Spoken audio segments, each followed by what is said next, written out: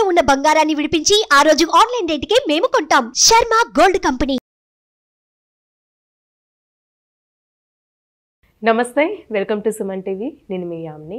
ప్రస్తుతం మనతో ఉన్నారు ప్రముఖ ఆధ్యాత్మికవేత్త జ్యోతిషరత్న శ్రీమతి కోనాల భాగ్యలక్ష్మి రెడ్డి గారు ఉన్నారు.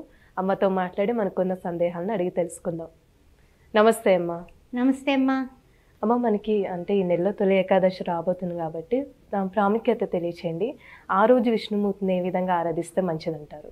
శాంతాకారం భుజగశయనం పద్మనాభం సురేశం విశ్వాధారం గగన సదృశం మేఘవర్ణం శుభాంగం లక్ష్మీకాంతం కమలనయనం యోగి హృజ్జానగమ్యం వందే విష్ణుం భవభయహరం సర్వలోకైకనాథం.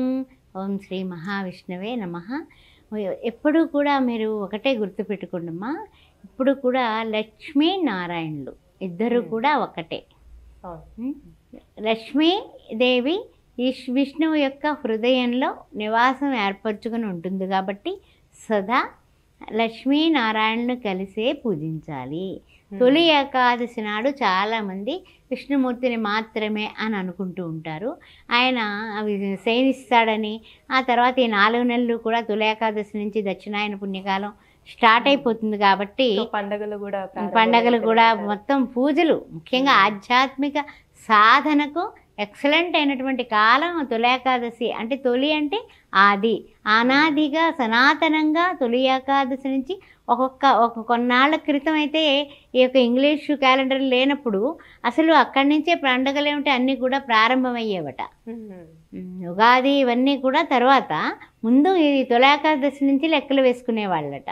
సరే, ఇక ఓన్లీ కాలగర్భాన మొత్తం మీద ఇవన్నీ కూడా ఉగాది అని మన తెలుగు నాట, తర్వాత ఇంగ్లీష్ వాళ్ళ ప్రకారం జనవరి నుంచి ఇలా రకరకాలుగా జరిగిపోతూ ఉన్నాయి. అంటే ఏమిటంటే యుగమునకు ఆది ఉగాది అన్నారు. అదేవిధంగా ఈ తొలి ఏకాదశి తొలి పండుగలకి తొలి మెట్టు సుమా అని ఏకాదశి పర్వదినాన ఎవరైతే చాతుర్మాస వ్రత దీక్షలు తీసుకుంటారో వాళ్లకు తిరుగులేదు. ఆధ్యాత్మికంగా, ఆది దైవికంగా, ఆది భౌతికంగా ఆధ్యాత్మిక తత్వాన్ని పెంపొందింపజేసుకోవడానికి, అనుష్ఠాన ప్రక్రియని ఇంకా ఇంకా ఇంకా అభివృద్ధి చేసుకోవడానికి ఈ యొక్క 4 నెలలు కూడా తొలి ఏకాదశి నుంచి బ్రహ్మాండమైనటువంటి పుణ్యకాలము.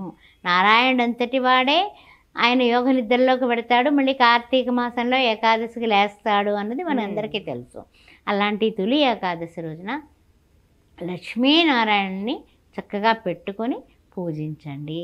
ఆ లక్ష్మీదేవి ఎక్కడ ఉంటుంది అని ఆలోచించినట్లయితే మారేడు దళం అంటే లక్ష్మీదేవికి ప్రీతి కాబట్టి మారేడు దళము మీద మారేడు దళములతో అమ్మవారిని ఓం ప్రకృత్యై నమః, ఓం వికృత్యై నమః, ఓం శ్రద్ధాయ నమః, సర్వభూత హితప్రదాయ నమః, ఓం దారిద్ర్య ధ్వంసినే నమః, ఓం సంసార దుఃఖ శేఖరాయ నమః, ఓం శ్రీయాయ నమః, ఓం హేమమాలిన్యే నమః అని భువనేశ్వర్యే నమః.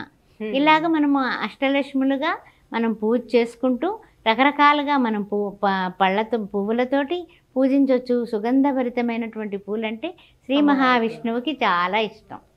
అందువల్ల చక్కగా మాలలు, సన్నజాజి మాలలు, జాజి పూల మాలలు వేసి పొద్దున్న సాయంత్రం కూడా, ప్రొద్దుట మాటలు కుదరకపోతే సాయంకాల సంధ్యా కాంతుల వేళ ఇది సంధ్యా సమయంలో మీరు పూజించండి. భగవంతుడిని చేరే సమయం అది. లక్ష్మీనారాయణులు ఇద్దరు కూడా సాయంకాల సమయంలో మంచి సుగంధభరితమైన పూలతో పూజిస్తే మీ ఇంట్లోనే ఉంటారు వాళ్ళిద్దరు ఎక్కడుంటే అక్కడ మనకంతా కూడా ఇంకంతకన్నా ఇంకేం కావాలి? శ్రీ తల్లి అయినటువంటి లక్ష్మీదేవి మొగుడిని విడిచిపెట్టి ఉండలేదు.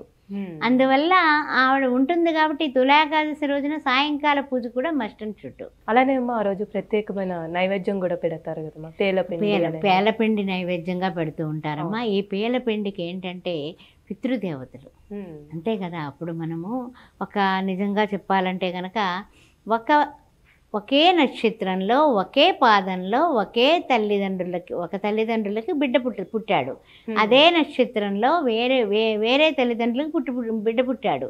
ఇక్కడ వీడు కుబేరుడయ్యాడు, వాడు మామూలు బీదవాడయ్యాడు.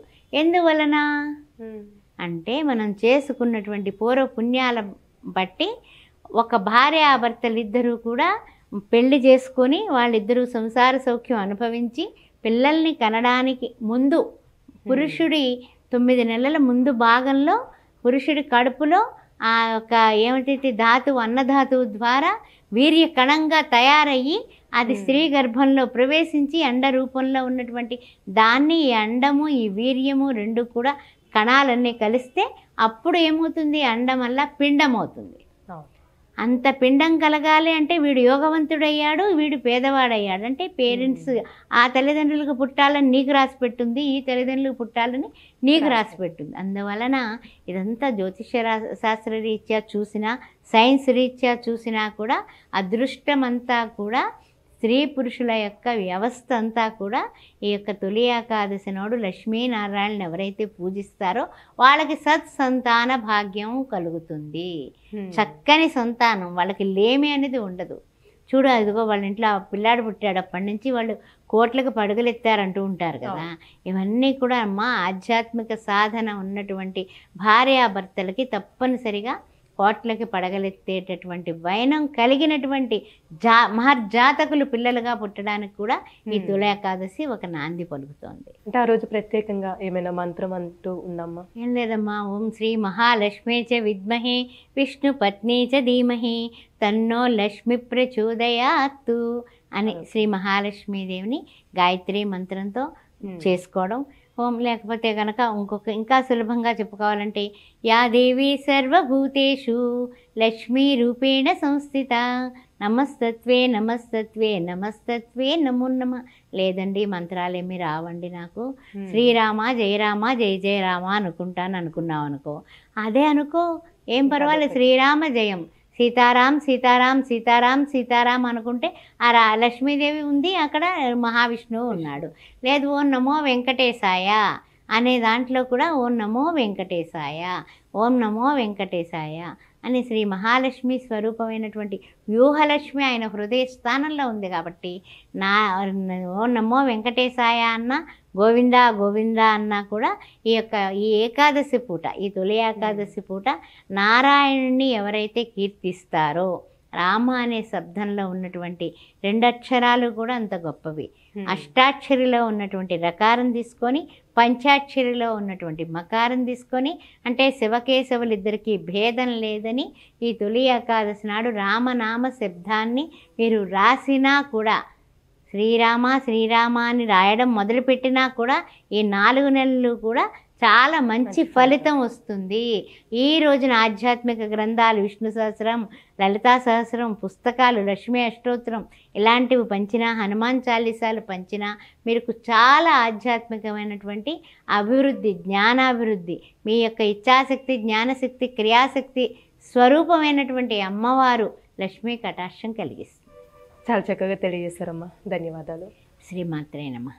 సుమన్ టీవీలో మీ పర్సనల్ అండ్ బిజినెస్ ప్రమోషన్స్ కోసం కింది నెంబర్కి కాంటాక్ట్ చేయండి.